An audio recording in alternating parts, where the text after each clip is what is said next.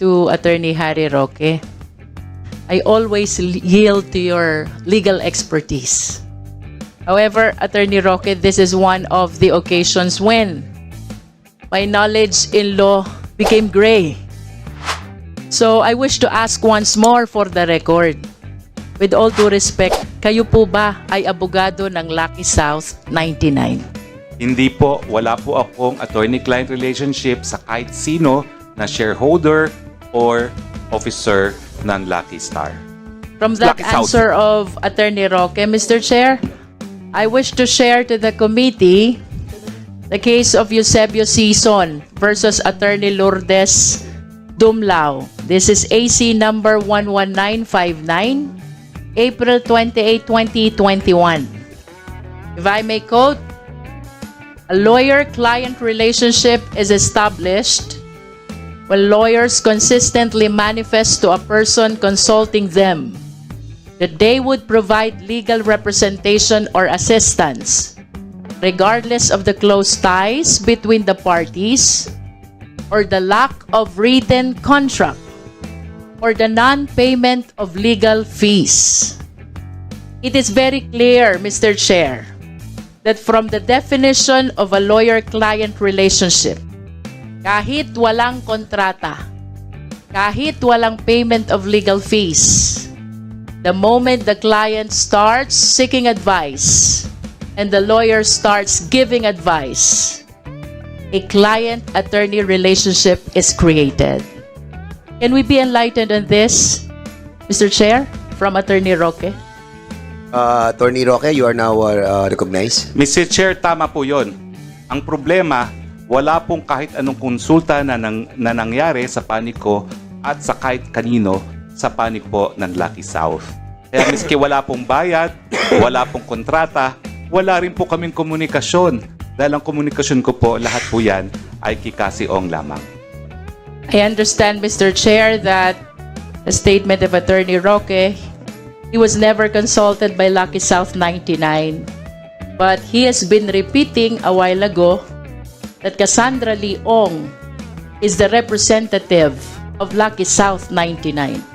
Is it not that the consultations made by Representative Ong with Attorney Roque, the consultations as well that was made by Lucky South 99 with Attorney Roque, Mr. Chair?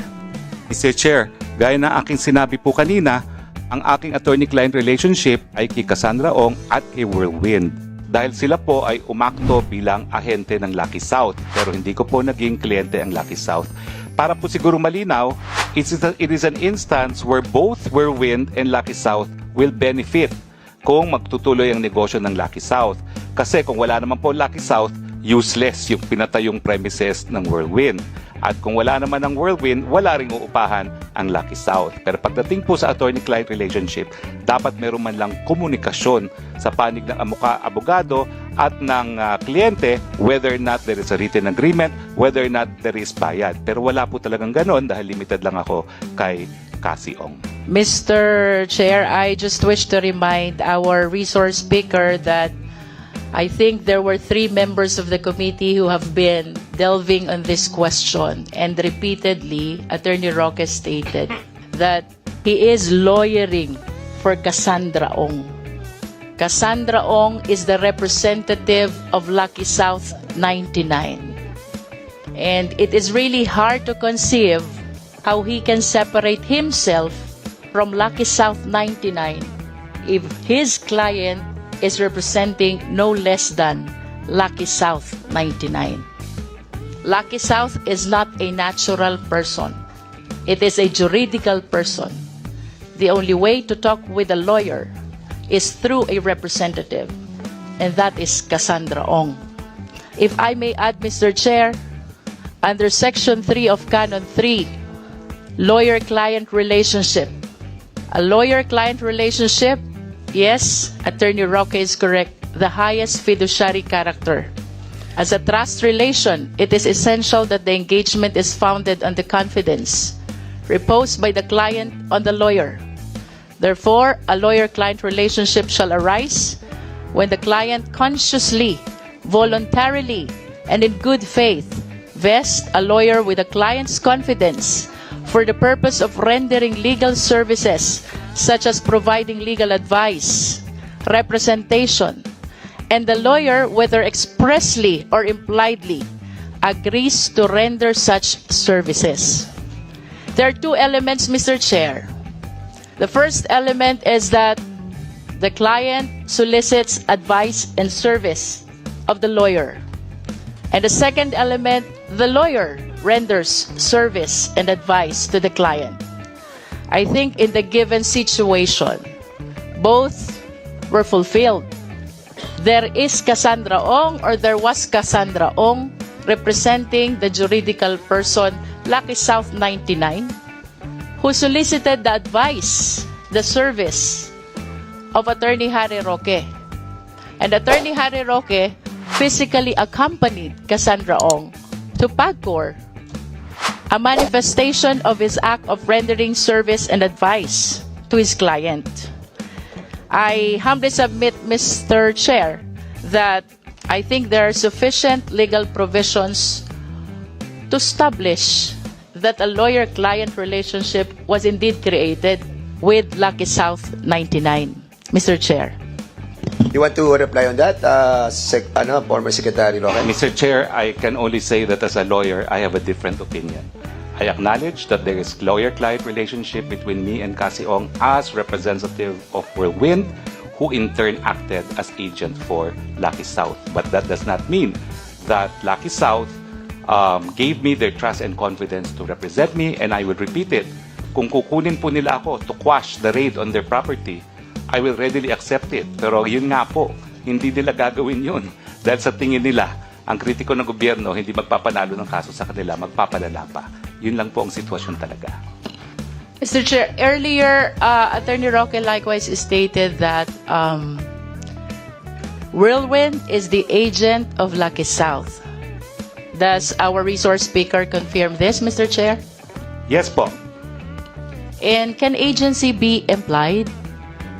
Well, it can be implied, but an agency once delegated cannot be further delegated. Yun po ang rule. Can it be done verbally? Well, agency is written or verbal. Pero ang sinasabi ko nga po, yung delegated authority to Cassie Ong cannot be delegated any further. Ang pwede lang po mag-delegate talaga ay yung principal. And what therefore is your concrete basis why you reach the conclusion that Whirlwind is an agent of Lucky South 99? Well, una-una, Mr. Chair, because that is how Whirlwind explained it to me. And under the circumstance na sila nagpapaupa ng property nila at may interest sila na magkapatuloy ang negosyo ng Lucky South, nakita ko naman po kung ano interest din ng Whirlwind. Ang interest ng Whirlwind ay magpatuloy po ang negosyo nung nag-uupa sa kanila, Mr. Chair. Mr. Chair, I want to go to the basic. Agency is a contract where there are two parties involved, the agent and the principal. It is hard to conceive, Mr. Chair, that Attorney Roque will be relying on the representation only of Whirlwind without an active participation of the other party who is supposed to be the principal, the Lucky South 99. And even assuming that indeed Whirlwind is an agent of Lucky South, I hope we are reminded as well by the principle that the act of the agent is the act of the principal, and the liability of the agent is the liability of the principal. Similar to attorney-client relationship, there is a fiduciary relationship that is existing between the principal and the client. So, I wish to conclude, Mr. Chair, that Attorney Roque's representation did not cover only the Whirlwind, but extends even to Lucky South. Mr. Chair.